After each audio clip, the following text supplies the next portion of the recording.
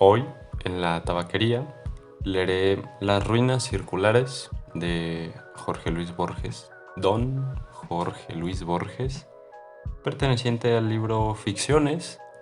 Y pues nada, bienvenidos a su podcast La Tabaquería.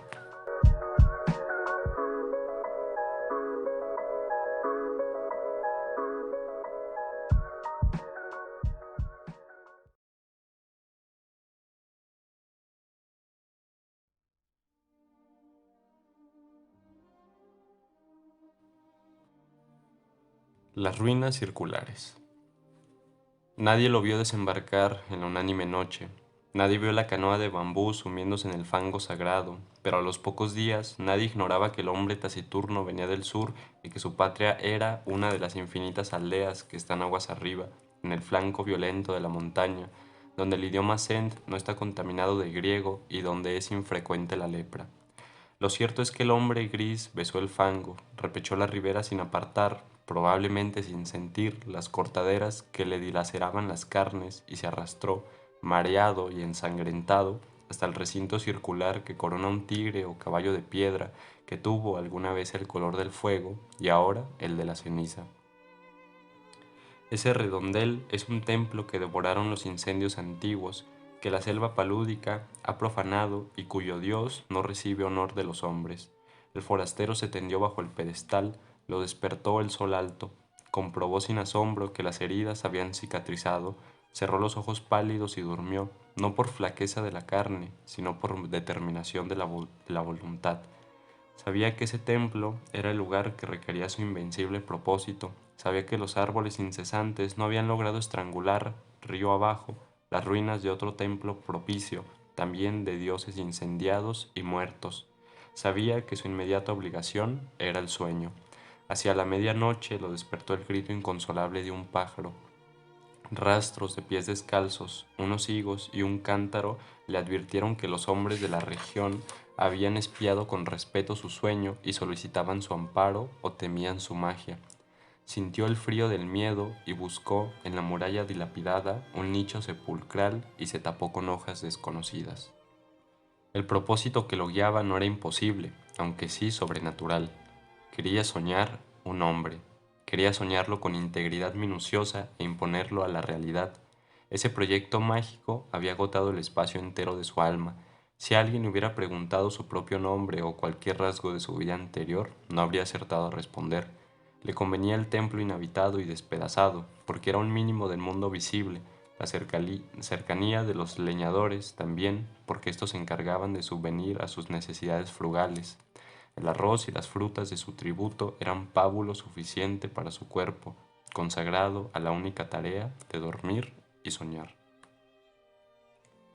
Al principio, los sueños eran caóticos, poco después fueron de naturaleza dialéctica. El forastero se soñaba en el centro de un anfiteatro circular que era de algún modo el templo incendiado.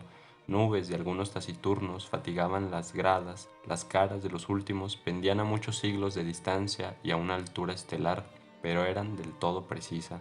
El hombre les dictaba lecciones de anatomía, de cosmografía, de magia.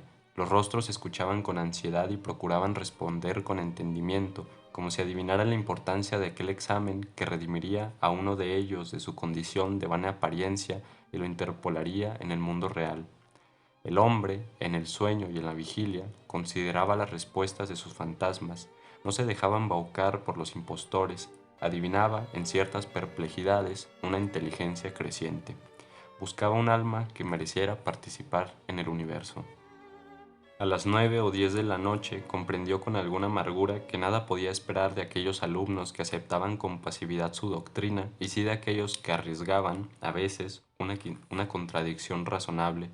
Los primeros, aunque digamos de amor y de buen afecto, no podían ascender a individuos, los últimos preexistían un poco más.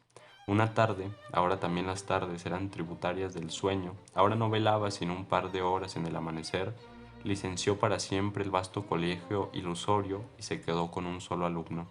Era un muchacho taciturno, cetrino, díscolo a veces, de rasgos afilados que repetían los de su soñador.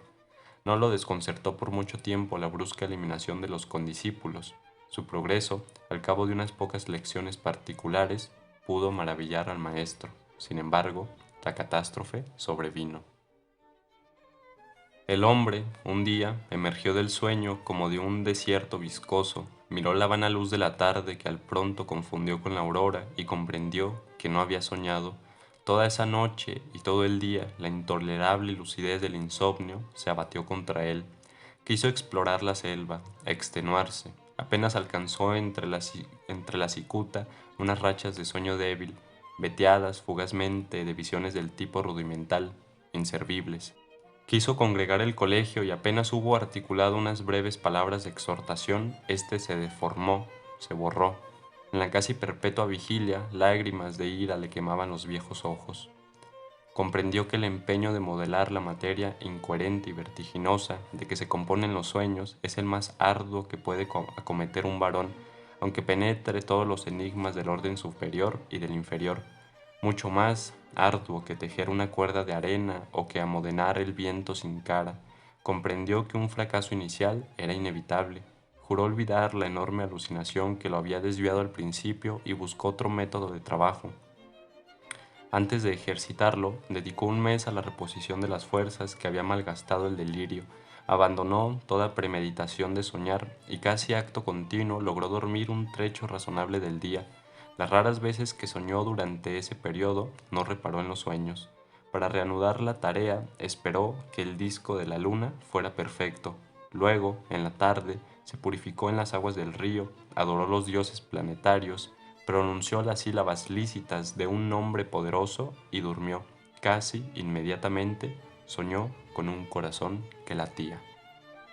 Lo soñó activo, caluroso, secreto, del grandor de un puño cerrado, color granate en la penumbra de un cuerpo humano, aún sin cara ni sexo. Con minucioso amor lo soñó durante 14 lúcidas noches. Cada noche lo percibía con mayor evidencia. No lo tocaba, se limitaba a atestiguarlo, a observarlo, tal vez a corregirlo con la mirada. Lo percibía, lo vivía desde muchas distancias y muchos ángulos. La noche catorcena rozó la arteria pulmonar con el índice y luego todo el corazón, desde afuera y adentro. El examen lo satisfizo. Deliberadamente no soñó durante una noche. Luego retomó el corazón, invocó el nombre de un planeta y emprendió la visión de otro de los órganos principales. Antes de un año llegó al esqueleto, a los párpados. El pelo, innumerable, fue tal vez la tarea más difícil. Soñó un hombre íntegro, un mancebo, pero éste no se incorporaba, ni hablaba, ni podía abrir los ojos. Noche tras noche, el hombre lo soñaba dormido. En las cosmogonías gnósticas, los demiurgos amasan un rojo Adán que no logra ponerse de pie. Tan inhábil y rudo y elemental como ese Adán de polvo era el Adán del sueño que las noches del mago había fabricado. Una tarde, el hombre casi destruyó toda su obra, pero se arrepintió, más le hubiera valido destruirla. Agotados los votos a los númenes de tierra y del río, se arrojó a los pies de la esfinge, que tal vez era un tigre y tal vez un potro, e imploró su desconocido socorro. Ese crepúsculo soñó con la estatua, la soñó viva, trémula.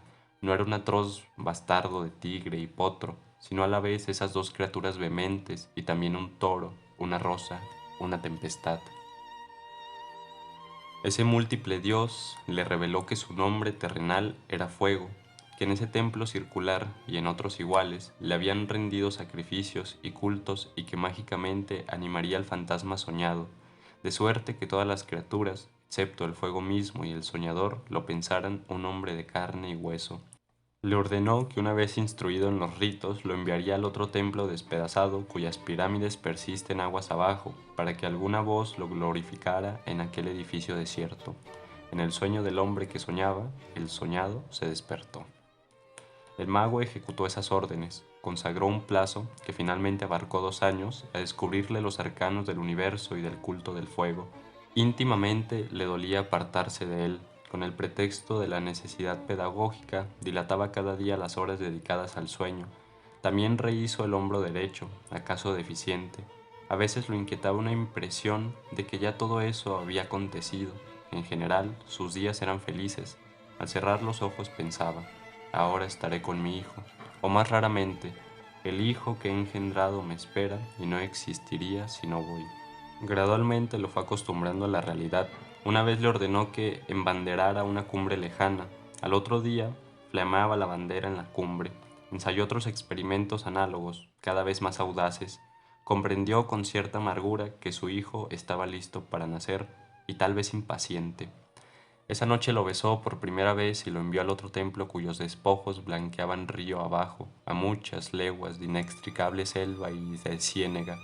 Antes, para que no supiera nunca que era un fantasma, para que se creyera un hombre como los otros, le infundió el olvido total de sus años de aprendizaje. Su victoria y su paz quedaron empeñadas de hastío. En los crepúsculos de la tarde y del alba se prosternaban ante la figura de piedra, tal vez imaginando que su hijo irreal ejecutaba idénticos ritos en otras ruinas circulares, aguas abajo. De noche no soñaba, o soñaba como lo hacen todos los hombres. Percibía con cierta palidez los sonidos y formas del universo.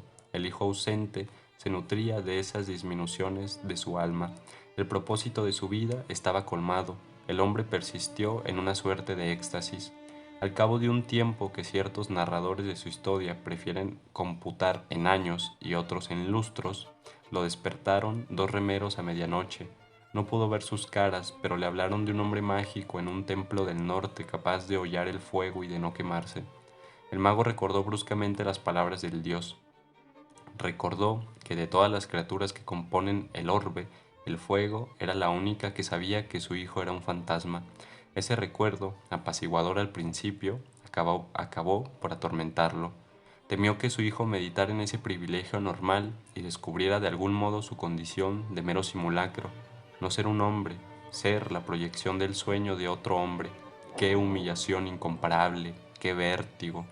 A todo padre le interesan los hijos que ha procreado, que ha permitido, en una mera confusión o felicidad. Es natural que el mago temiera por el porvenir de aquel hijo, pensando, entraña por entraña y rasgo por rasgo, en 1001 noches secretas.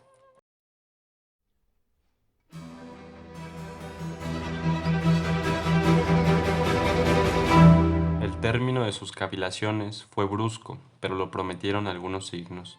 Primero, al cabo de una larga sequía, una remota nube en un cerro, liviana como un pájaro. Luego, hacia el sur, el cielo que tenía el color rosado de la encía de los leopardos.